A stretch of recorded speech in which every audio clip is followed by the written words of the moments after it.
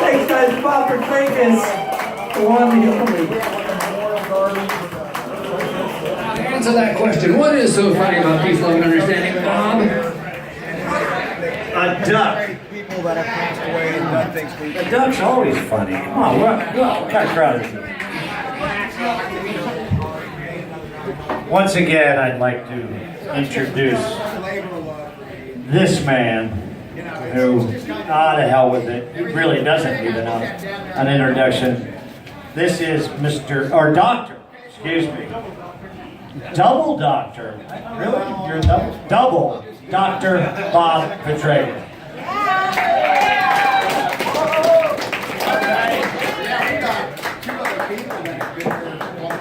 Pleasure to be here, and again, when I look out, so many faces, so I'd really be remiss if I didn't recognize a variety of people here who really have kept this institution alive.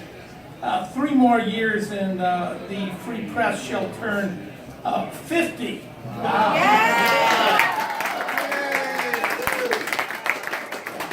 So let's give thanks to Woodlands, and particularly Paul Painter, for allowing us to have this facility.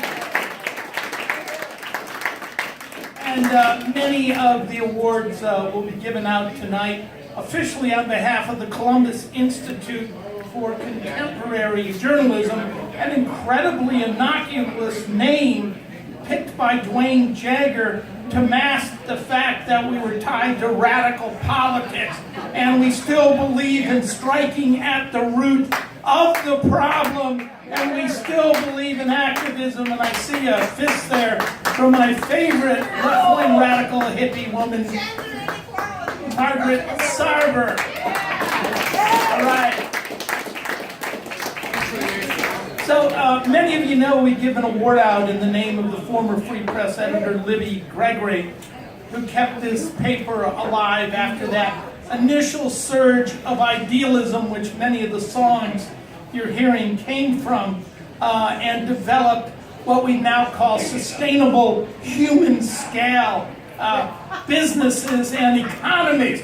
We weren't quite sure what it was then, but we now know that's what Libby was about, in the truest sense of entrepreneurship, the one the capitalists don't really do, because capitalists actually hate competition.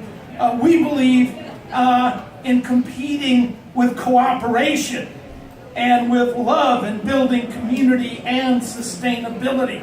So I have in my hand the award for Libby, but before I do that, let me point out that many of you that we built this community with are past winners of the Free Press Award.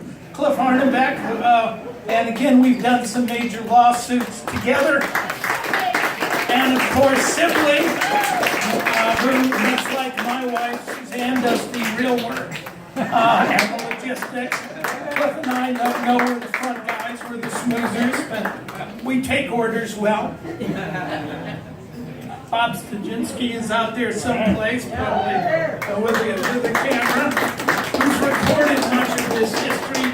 Connie Harris, right, who really took charge with this, and if anyone remembers, VIX, Victorian's Midnight Cafe, one of the best places for activism in the history of the city. We used to do live radio there, and again, she's been an inspiration. Victoria Parks, who, this community owes a tremendous debt. If you listen to 94.1, it's really because of her that she willed it into existence. And I can't thank her enough. Chuck Lynn, our long-standing partner in films and other cooperative endeavors, wherever there's a struggle for peace or social justice. Pat Morita. If I was governor, she would be in charge of the UK in this state. Daryl Anderson. There he is. One of the originals, and again, the man who's brought us great insight over the years, him and his brother and his brother in spirit, Stan Ruff, who's just great, always have supported the Free Press. Danny Dugan!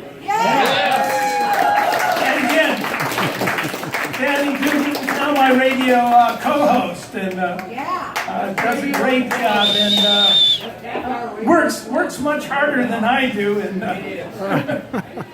so Bob Reen, our longtime calendar editor, Michael Vincent, one of the great rising activists in the city. Tommy Hammond, I don't know how long she's been out there on that.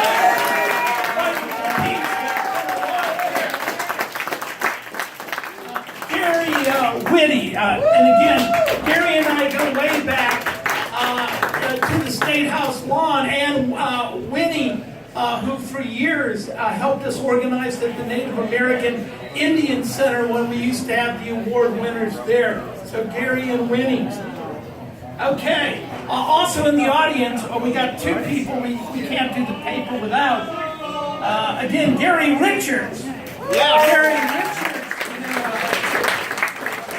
Our ex-salesman and a man of progressive history in his own right, going back to 2008 when he put many of those Air America personalities on local radio, and 2012. It's Gary Richards, and if you need to buy an ad, he's your guy, and if you need to talk politics, he's also your guy. Crystal, where's Crystal gone? Our official Nito, who does the graphic layout. And we have writers here as well. Araya Flynn. Araya brought that vegan column. John Hartman. Again, read John, okay? Because in this city they have the Spectrum. Colleen Marshall, the Spectrum. And I'm the first to admit they scan the spectrum from A to B and then back from B to A. John actually takes it all the way through the alphabet. So, thank you, John. Columbus Media Insider. And again, Pat Wright, among others. Also our board members, Pete Johnson, who really has been outstanding. Eric Neubauer. We have to be nice to him. Not only is he a professor who really knows about what's going on in the world as he teaches world economic geography, but he's also one of our major donors. Simone Morgan, a long-time alliance between the Democratic Socialists of America and the Free Press. And again, Juanita Brown is here. Juanita, who has the greatest radio voice ever. She used to call in. And not only does she got a great radio voice, incredibly intelligent, so she'd ask me questions. I wasn't quite sure of what the topic was, but I went along with her because her analysis is always correct. Again, Tim Chavez, who's really done tremendous work. Never complains. Anything that needs to be done, Tim does it. And Mark Stansberry. Again, just a story. Mark was there when Suzanne and I first met. It was at the Federal Building in 1989. Mark recalls he's there with Yoshi, who's a great activist and writer in her own right. Yoshi. But I showed up that day from Detroit. I kept a megaphone in my office. At the time, just so it'd be handy. I didn't know I was from Detroit. I thought all cities were the same. But I came down and they had just killed the Jesuit priest, so I began the chant, the obvious one, George Bush, CIA. How many nuns have you raped today? George Bush, CIA. How many priests have you killed today? And they still need to answer that. And that was a war crime, and one you might want to pose to the former CIA director. But again, I did meet Suzanne, who, according to legend, went up to Bill Bart, the great peace activist and late preacher, and said, "Are they allowed to chant those things?" No, but she was positive. She was hoping the answer, of course, was yes. So again, there's Scott Lacey. There's a variety of you out.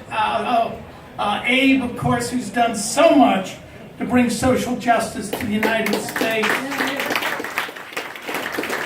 And Connie Goodell, Lindsay, my law partner, Michael Fitrakis, who is related to Fitrakis furniture, but she's not advocating it. And I know there's Mitch. If you ever need a low-cost insurance bond, Mitch takes the back page, and also I generally beat him in golf, usually by 3 strokes. So Mitch is one of my favorite people in the world. And while he doesn't, you wouldn't know it, he was lean, fiery, hung out with Abby Hoffman, and planned escape routes from People's Park in 1968. Way to go, Mitch.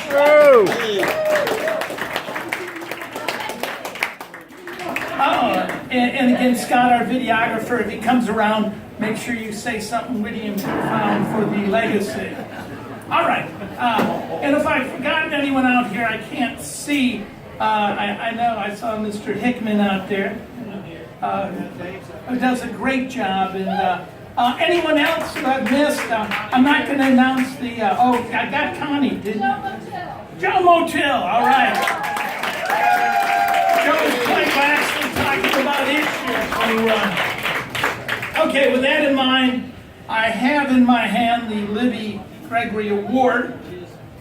And again, this is for lifetime achievement in community activism. And it goes to a dear friend of mine who's got, I don't know how many decades, I like to say 50 because I'm half a century because I'm a gentleman. But I suspect it may even be longer as she tells me stories of watching the McCarthy trials back in the 1950s. But the thing about Tekla, why I love her so much, is because every time I think, I'm real tired, I think I'll hang out at home. It's a driving rain, for God's sake. Do the Immokalee workers really need me? Then I feel guilty because I know Tekla is out there in the driving rain. And she's keeping the leaflets wet. So for lifetime achievement, Central American movement, justice on behalf of workers, peace, solidarity with our brothers and sisters in prison, Tekla.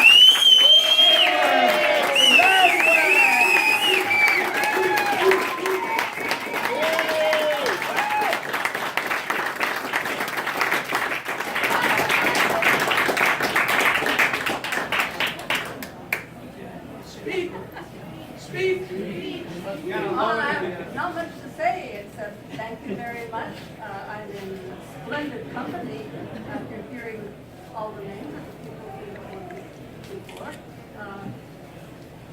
And I all keep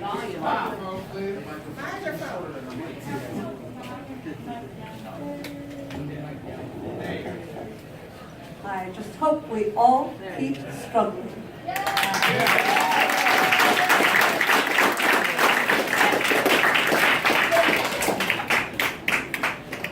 Do the presentation again. Do it ceremonial way.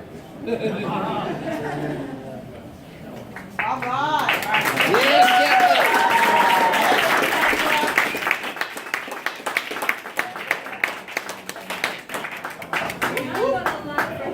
Okay.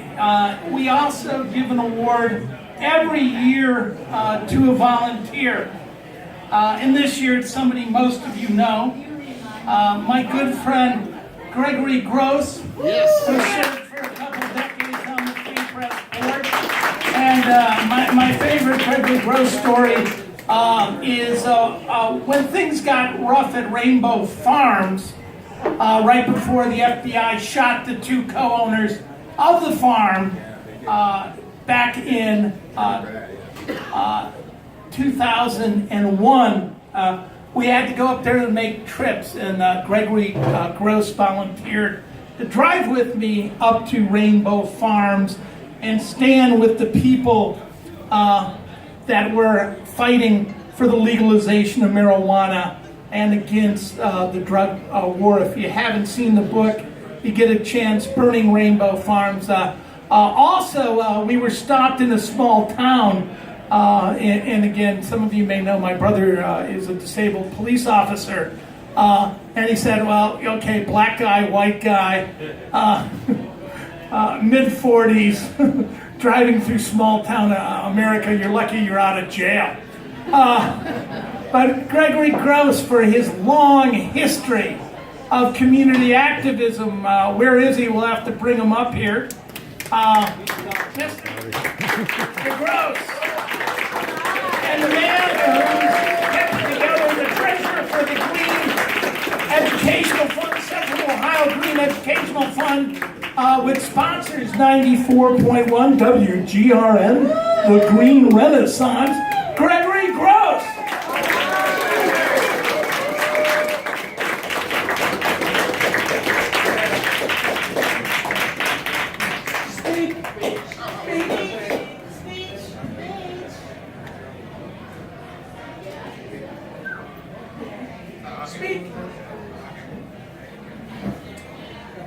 When I came to Columbus 40 years ago, yeah, it was 40 years ago. Yeah. All the usual suspects ran everything. Okay? You had no opposition to anything. People just did what they wanted to. Now, 40 years later, that doesn't happen so much. It still does, but not so much. Now they got to think about it. Okay? They didn't have to before, but now they got to think about it. That only happens when opposition people build institutions. Institutions are what make things happen. The community festival became an institution. I'm sure they didn't intend for it to happen like that, but hey, community shares. Nobody thought anything was going to happen there, but it's been over 20 years. It's still there. And the free press. 50 years in 3 years, huh? 50 years in 3 years. Institutions that we build matter, and they do. Yeah.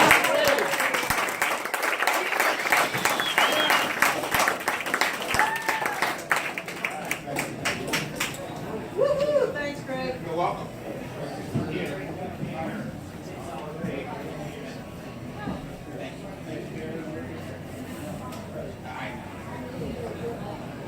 Okay, our last winner is not a winner of a Free Press Award, but that of the Democratic Socialists of America, which is giving out of Columbus. The Democratic Socialists of Columbus, at one point known as DISCO, Democratic Socialists of Central Ohio, is giving out the Debs Harrington Award. And again, recall Eugene Victor Debs, who really is my favorite political figure. I knew Michael Harrington. I considered him a political mentor. I spent a lot of time with Michael. I just thought he spent too much time doing lay work for liberals and not enough doing things that are radical. But remember, when Debs was arrested in Canton, Ohio in 1917, charged with sedition, they said that his speech was so good, anyone listening to it would know it was truth. It was one of those, they gave him 10 years, right? If he'd have been a bad speaker, he'd have gotten 6 months. So again, I remember Debs' famous quote is that the rich have always declared war and poor working people have always died. And he also said if we were concerned about making the world safe for democracy, why wouldn't we invade Mississippi and Alabama, where American citizens are denied the right to vote because of the color of their skin? And why wouldn't we give women the right to vote? So that's why he got 10 years. Keep that in mind, the Debs, again, Harrington Award. And it goes to Amber Evans. Again, those of you who know Amber, she's been very, very active. I usually see her in the context of police arrests or demonstrations or the necessary closing on occasion of City Hall and the City Council meetings. Again, she's worked with the Ohio Student Association. She's working now as Director of Organizing and Policy with the Juvenile Justice Coalition. She works with the People's Justice Project, which has had tremendous success lately. You know, we've written about this in the Free Press. I've been writing about police brutality for a fair amount of time, but they were able to put on the street heat, the pressure, where suddenly Mayor Ginther realizes sticking plainclothes cops in unmarked cars with guns drawn may be creating more violence, and actually the community itself should have a right to be around the police, see them on bikes, see them walking beats. We got a lot of work to do. We still need a civilian review board, but Amber Evans has helped pave the way with the People's Justice Project in establishing the notion that the community has a right to say how they're going to be policed, to have a say in how they're treated by authorities. With that in mind, the award will be accepted by Simone Morgan, the longtime leader of the glue that has kept the Democratic Socialists of America together, Democratic Socialists of Columbus together, and with the help of the Sanders campaign, has now caused it to be overflowing with young and future generation Democratic Socialists. All power to the people. No more.